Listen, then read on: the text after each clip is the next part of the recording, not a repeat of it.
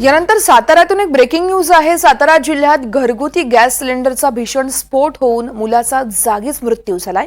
मृत मुलगा हा आईस्क्रीम विक्रेत्याचा कामगाराचा मुलगा असून हे कुटुंब मूळचं उत्तर प्रदेशातील असल्याचं सांगितलं जात आहे।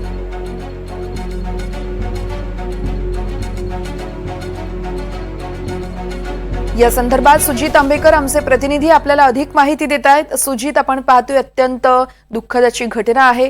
नेमका सिलेंडरचा स्फोट का झाला, काही माहिती कळू शकली आहे का? वर्ष खरं म्हटलं तर कराड साताऱ्यासह जिल्ह्यात आपल्या गॅस सिलेंडरच्या भीषण स्फोटांच्या मालिकात सुरू आहेत असंच म्हणावे लागेल। उंडाळमधला जो हा गॅस सिलेंडरचा स्फोट झाला यामध्ये 14 वर्षाचा जो मुलगा आहे, अंकेन श्रीगोविंद सिंग नावाचा मुलगा आहे, हा अयोध्या जिल्ह्यातल्या उत्तर प्रदेश मधला आहे आणि आईस्क्रीमचं मशीन होतं आणि आईस्क्रीमच्या मशीनचा स्फोट झाला, ते गॅस सिलेंडरचा स्फोट झाला आणि त्या अक्षरशः मृतदेहाच्या अक्षरशः चिंधड्या उडाल्या।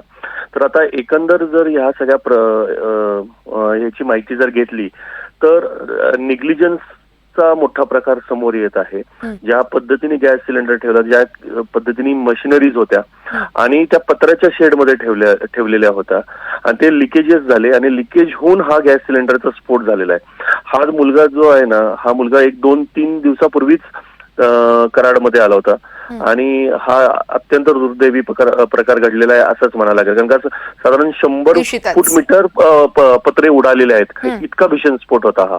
निश्चितच, त्यामुळे परिसरातून देखील हळहळ व्यक्त केली जाते। सुजित, धन्यवाद तुम्ही दिलेल्या माहितीसाठी।